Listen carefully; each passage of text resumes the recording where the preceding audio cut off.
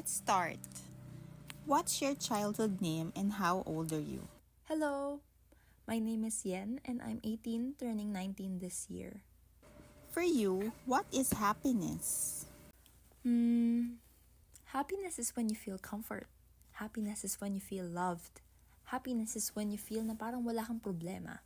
Wala kang dinadalang mabigat sa likod mo at nabibigyan ka ng time to fully absorb the things around you without the pressure. Have you ever been truly happy? Yes, When was that? my childhood days, I always say na if totoo ang afterlife and I get to choose what time frame and place I get to stay at, I choose to go back to around 2006 to 2010. Tapos titira ako sa dating bahay namin. Why is that the happiest moment of your life? I don't know exactly, pero every time life gets hard, all I wish for is to go back to that time frame. Parang naging comfort ko yun. It's probably because of the coziness ng dating bahay, pero for some reason, I'm just drawn to it. I'm lucky to have a wonderful childhood surrounded by wonderful people, and I don't know. I just miss those memories. I guess I'm drawn to the familiarity, the calm, the warmth of that era of my life, yung wala pa masyadong inaalala. Do you have a specific memory from your childhood that you are fond of? Well,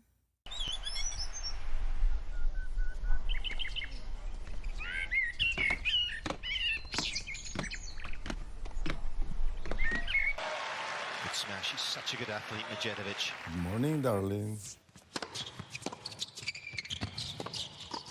for some reason, I have this one particular day engraved in my head. Wala namang special na nangyari noong araw na yon, pero hanggang ngayon, tatandaan ko pa rin siya.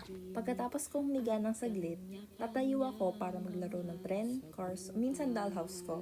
Minsan pa nga, nauuto ko yung lolo ko na makipaglaro kasama ko. Yung lola ko nagtatrabaho pa nito, pati both parents ko, kaya naiiwan ako sa lolo ko. Hindi siya masyadong magaling magluto, kaya ang breakfast ko palagi ay oatmeal. Kapag naisip niya, minsan dinadala niya ako sa Jollibee o kaya sa McDo. Minsan pinapayagan ako maglaro sa play area, pero hindi ako makapag-enjoy minsan.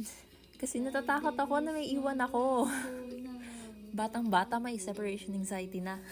Kapag wala ako sa fast food chains, nasa bahay ako, naglalaro ng luto-lutuan sa may patio. Bandang hapon, pinapaliguan na ako, at pinapatulog sa may sofa.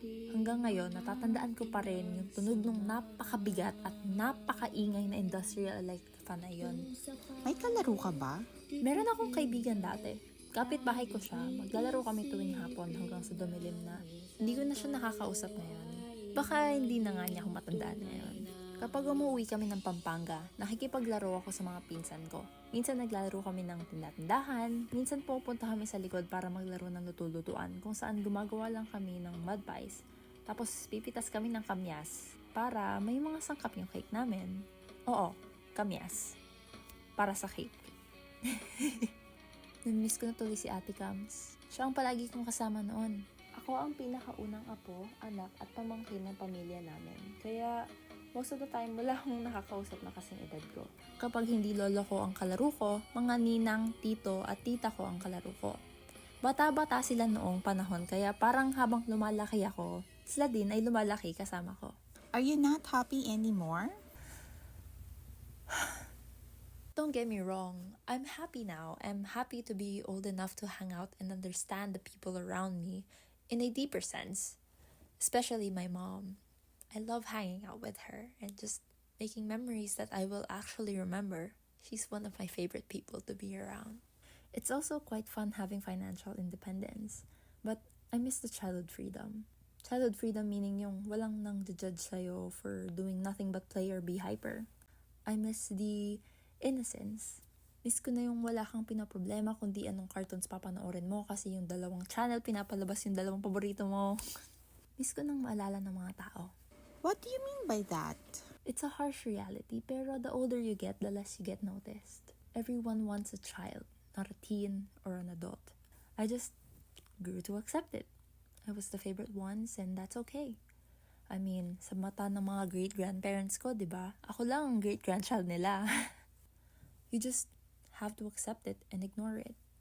I fine with everything. I just move forward and try not to dwell on things too much kasi sorry. Kasi wala talaga akong mararating kung pipirmi ako sa isang lugar. Do their change in perspective bother you? It does. I just try not to let it take over. May time na iniyakan ko yun, pero ano pa bang magagawa ko? I just go forward and try to aim high para may masasabi silang maganda about me. Para maramdaman ko yung pride nila kagaya ng dati. May mensahe ka bang masasabi sa nakababata mong sarili? Alam kong pinagpipilitan mo ng lumaki, pero wag mo na. Enjoy mo lang yan hanggat kaya mo dahil pagsisisihan mo kung hindi.